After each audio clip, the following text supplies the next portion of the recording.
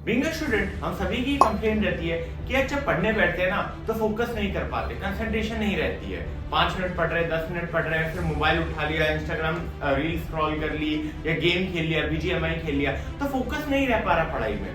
अब हम लोग क्या करते हैं, पढ़ने बैठते हैं, 10-15 मिनट पढ़ेंगे, फिर टाइम पास हो गया, फिर एंड ऑफ द डे वो गिल्ट रहता है कि यार आज तो पढ़ाई की नहीं, कल कर लेंगे, फिर कल वही same day same routine. But ये प्रॉब्लम का सॉल्यूशन नहीं मिल पा रहा। यूट्यूब पे हम जाते हैं, वीडियोस देखते हैं कि how to increase focus, concentration power कैसे बढ़ाए, बट एक्चुअल में वो वर्क नहीं कर पा रहे। क्यों वर्क नहीं कर पा रहे? क्योंकि हम गलत प्रॉब्लम का सॉल्यूशन ढूंढ रहे हैं। क्या प्रॉब्लम फोकस का है? क्या हम फोकस नहीं कर पाते? अपने आप को पढ़ाई से हटा के गेम में लगा दो, या तुम इंस्टाग्राम रील स्क्रॉल कर रहे हो वहां देख लो, वहां क्या तुम्हें फोकस की जरूरत पड़ती है? या रील तो तुम 2-2 घंटे स्क्रॉल कर लेते हो, या गेम खेल रहे हो तो 1-1, 2-2, 3-3 घंटे खेल रहे हो, पूरा पूरा दिन खेल रहे हो, पता ही नहीं चल रहा, खाना भी नहीं खा रहे हो, मम्मी बोल रही है तभी तुम खाना नहीं खा रहे हो। तो प्रॉब्लम फोकस का नहीं है, फोकस तो है तुम्हारा, प्रॉब्लम कहाँ है? प्रॉब्लम तुम्हारा इंटरेस्ट में है कि तुम्हें पढ़ाई में इंटरेस्ट नहीं आ रहा है। तो तब अब तक हमने जो भी सॉल्यूशन देखे थे वो गलत प्रॉब्लम के देख रहे थे। प्रॉब्लम क्या है? प्रॉब्लम फोकस का नहीं, प्रॉब्लम इंटरेस्ट का है। तो जब प्रॉब्लम पता चल गया तो इसका सॉल्यूशन ढूंढना पड़ेगा कि किस तरीके से पढ़ाई में इंटरेस्ट लेकर आए। तो इंटरेस्ट तभी आएगा तुम्हारा पढ़ाई में जब तुम्हारा पढ़ाई करने का फ्लो सही होगा। हमारा पढ़ाई करने का फ्लो ही गलत होता है। हम डायरेक्ट एनसीईआरटी पढ़ने बैठ जाते हैं, हमें कुछ पता ही नहीं है चैप्टर के बारे में, और अगर मैं डायरेक्ट एनसीईआरटी पढ़ने बैठूंगा क्या होगा, 15-20 मिनट में बोर होकर छोड़ दूंगा एनसीईआरटी। तो फ्लो क्या होना चाहिए यार? पहले तुम्हें चैप्टर के बारे में कुछ पता होना चाहिए। तो जाकर पहले यूट्यूब पे किसी भी एक टीचर को पकड़ लो, उसका वन शॉट देखो, एक ही टीचर या 2 टीचर फाइनलाइज कर लो एंड उसका शॉट देखो, उसकी वीडियोस देखो और पूरा साल वही देखो। अब जब तुमने एक चैप्टर कंप्लीट कर लिया है, उसकी वन शॉट कंप्लीट कर ली है, तो जाके क्या करो, एनसीईआरटी पढ़ो। अब जब तुम एनसीईआरटी पढ़ोगे तो हर एक चीज तुम्हें समझ आएगी, ठीक है? जो भी चीजें तुम्हें पहले नहीं समझ में आती अब वो समझ में आएगी। क्यों समझ में आएगी? क्योंकि तुम्हें पता चल चुका है कि अब उस चैप्टर में क्या क्या है। उसके बाद उसकी बैक एक्सरसाइज लगाओ, टेक्स्ट के क्वेश्चन लगाओ, कोई डाउट आ रहा है तो अपने टीचर से पूछ लो, या स्कूल ट्यूशन तुम जाते ही हो तो वहां तुम अपने डाउट्स क्लियर कर लो, ठीक है? पीवाईक्यू सॉल्व करो। तो ये एक फ्लो होता है, सिस्टमेटिक फ्लो, कि पहले चीजों को समझो, फिर सारी चीजें पढ़ते जाओ, अपने नोट्स बनाते जाओ और फिर उन नोट्स से पढ़ो, नोट्स को कंडेंस एंड कंसाइज रखो। तो ये फ्लो अगर आप फॉलो करोगे तो पढ़ाई में आपका इंटरेस्ट डेवलप होने लगेगा धीरे धीरे। ऐसा नहीं है कि एक ही दिन में आपका ऐसा पढ़ने में इंटरेस्ट आए कि आप पढ़ते रह गए 12-12 घंटे। फिर कुछ तेजस्वी लोग ये कहेंगे कि यार हम पढ़ तो रहे हैं, 4 घंटे पढ़ लेते हैं, 5 घंटे लगातार पढ़ लेते हैं, लेकिन वो 12-12 घंटे का स्लॉट नहीं हो पाता कि एक साथ 12-12 घंटे पढ़ ले। तो तुम डिसाइड कर लो, तुम्हें लोगों को दिखाना है कि 20 घंटे पढ़ाई करनी है या 5 घंटे पढ़ रहे हो तो इफेक्टिव 5 घंटे होने चाहिए जो तुम्हारे 20 घंटे पे भारी पड़े। तो पहले तुम्हें डिसाइड करना पड़ेगा। तो ऑफकोर्स तुम ऐसा ही पढ़ना चाहोगे कि यार मैं 5 घंटा पढ़ूं दिन में और तुम इतने इफेक्टिव हो कि उस 20 घंटे पे भारी पड़ जाए। तो करना क्या है यार? आइडियली क्या करना है कि 45 मिनट तुमने पढ़ाई की, उसके बाद 5 मिनट का ब्रेक ले लो। बट अगर तुम्हें 45 मिनट कम लग रहे हैं, तुम्हें लग रहा है कि नहीं मैं और अच्छे से इफेक्टिव पढ़ सकता हूं आगे 1-1.5 घंटे तक, तो 1.5 घंटे का सेशन रख लो, उसके बाद 10 मिनट का ब्रेक ले लो, ठीक है?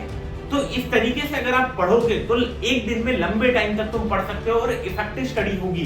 ये नहीं कि 20 घंटे पढ़ रहे हो, पढ़ा जा नहीं रहा है, बस बैठ के किताब के सामने देखे जा रहे हो और फिर सुबह उठ के बोल दोगे यार मैं तो 20 घंटे पढ़ा ही नहीं। तो यार तुम छल कर रहे हो अपने साथ भी और दूसरों के साथ भी। तुम 20 घंटे पढ़ रहे हो, तुम्हें भी पता है कि वो 20 घंटे इफेक्टिव नहीं है, फिर भी तुम अपने आप को बोल रहे हो नहीं मैंने 20 घंटे पढ़ा है। इस तरीके से पढ़ो कि 1-1.5 घंटा पढ़ा, फिर तुमने ब्रेक ले लिया। तो इस तरीके से जब तुम पढ़ोगे तो चीजें तुम्हें लॉन्ग टर्म के लिए याद रहेंगी। फिर तीसरी एक चीज है कि जब भी तुम पढ़ने बैठे हो, तुम कभी इधर बैठे हो कभी उधर बैठे हो, एक स्टडी स्पेस बना लो और उस स्टडी स्पेस की हमेशा रिस्पेक्ट करो। वहां पे कभी तुम रील स्क्रॉल नहीं करोगे, वहां बैठ के कभी तुम गेम नहीं खेलोगे, वहां पे कोई भी फालतू के काम नहीं करोगे। वहां पर सिर्फ क्या होगी? वहां पे सिर्फ पढ़ाई होगी, ठीक है? हमें सिर्फ वहां पढ़ना है और कुछ नहीं करना। अगर नींद आ रही है तो बिस्तर पे जाके सोना है, वही नहीं सो गए। अगर उस स्पेस की रिस्पेक्ट करोगे ना तो जब भी तुम वहां बैठोगे कोई फालतू के काम नहीं करोगे। अब उस स्टडी स्पेस के सामने अपना ड्रीम लगा दो कि मुझे क्या करना है, मुझे नीट का एग्जाम देना है, मुझे आईआईटी जाना है, इंजीनियर बनना है। तो ये सारी जो ड्रीम्स है, जो भी तुम्हारे ड्रीम्स है, पर्टिकुलर ड्रीम्स, उसको लगा दो अपनी स्टडी स्पेस के आगे। तो जब भी वो तुम्हारे सामने रहेगी और तुम्हारा मन इधर उधर गया, यार मोबाइल में थोड़ा शॉर्ट्स देख लेते हैं, थोड़ी रील्स देख लेते हैं, तो वो तुम्हें ड्रीम्स याद दिलाएंगी कि नहीं यार, अगर टाइम वेस्ट कर लिया ना तो ये अचीव नहीं कर पाऊंगा।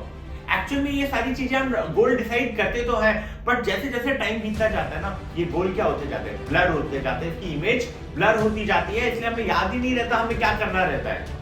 तो अगर हमने सामने लिख रखा है कि यार मुझे बोर्ड में 95% लाने हैं, मुझे इस कॉलेज में जाना ही है, तो जब भी मेरा डिस्ट्रैक्शन होगा, मेरा माइंड इधर उधर भटकेगा, एकदम से याद आएगा नहीं यार ये रह जाएगा। अगर मैं इन सारी चीजों को सैक्रिफाइस नहीं करूंगा तो मेरा गोल सैक्रिफाइस हो जाएगा, और फिर तुम्हारा पढ़ाई में हमेशा मन लगेगा। और जब भी तुम पढ़ने बैठो तो हम क्या करते हैं, पढ़ने बैठते हैं और फिर अपना गोल डिसाइड नहीं करते कि आज क्या करेंगे, टारगेट डिसाइड नहीं करते हैं। हम ये बोलते हैं कि ठीक है आज ये पढ़ेंगे, बट अब से जब भी हम पढ़ने बैठेंगे तो हम ये डिसाइड करेंगे कि हम ये पढ़ेंगे और आज इतना खत्म करके जाएंगे। एक्चुअल में होता क्या है, पढ़ने बैठते हैं, कोई भी चैप्टर पढ़ने बैठे, आज पढ़ लिया, कल पढ़ लिया, वो चैप्टर खत्म ही नहीं कर रहे, खींचते जा रहे, 3 दिन हो गया, इंटरेस्ट खत्म हो गया, छोड़ दिया, उसको कंप्लीट ही नहीं किया। ना हमने एनसीईआरटी रीडिंग कंप्लीट की, ना हमने उसके क्वेश्चन लगाए, ना प्रैक्टिस की, कुछ नहीं, आधा पढ़ा उसके बाद छोड़ दिया, ना नोट्स बनाए हमने। तो ऐसा नहीं करना है। हम जब पढ़ने बैठ रहे हैं तो वी शुड डिसाइड अवर गोल कि हमें कितना कितना पढ़ना है, और उतना खत्म करके ही तुम उठोगे। तो इससे क्या है कि तुम एक टारगेट सेट कर रहे हो और एंड ऑफ द डे उस टारगेट को अचीव कर रहे हो, तो तुम्हारा कॉन्फिडेंस लेवल भी क्या होगा, इंक्रीज होगा।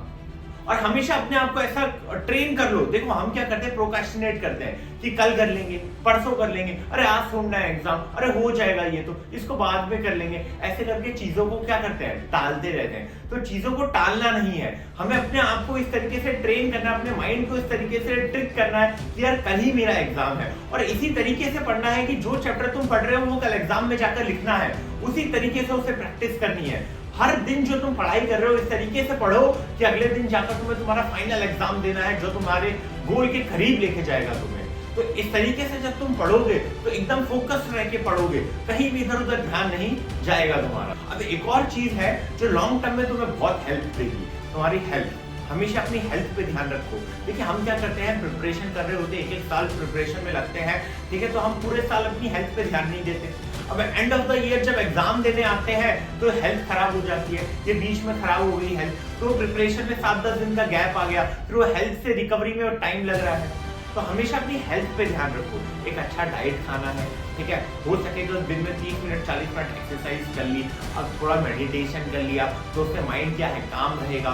तो पूरे प्रिपरेशन के टाइम अगर तुम एकदम काम रह के प्रिपेयर करोगे तो चीजें लॉन्ग टर्म में तुम्हें बेनिफिट देगी। तो अगर इन सारी चीजों का ध्यान तुम दोगे तो जरूर तुम फोकस भी करोगे, और क्लास 10 क्लास 12 जो भी एग्जाम है वो तुम उसमें अच्छे नंबर्स लाने से तुम्हें कोई नहीं रोक सकता। तो अगर तुम्हें वीडियो पसंद आई हो तो वीडियो को लाइक कर दीजिएगा, चैनल को सब्सक्राइब कर दीजिएगा, और इस वीडियो को अपने सभी दोस्तों के साथ शेयर कर लीजिएगा ताकि वो भी एकदम फोकस करके स्टडी करें। धन्यवाद, जय हिंद, जय भारत।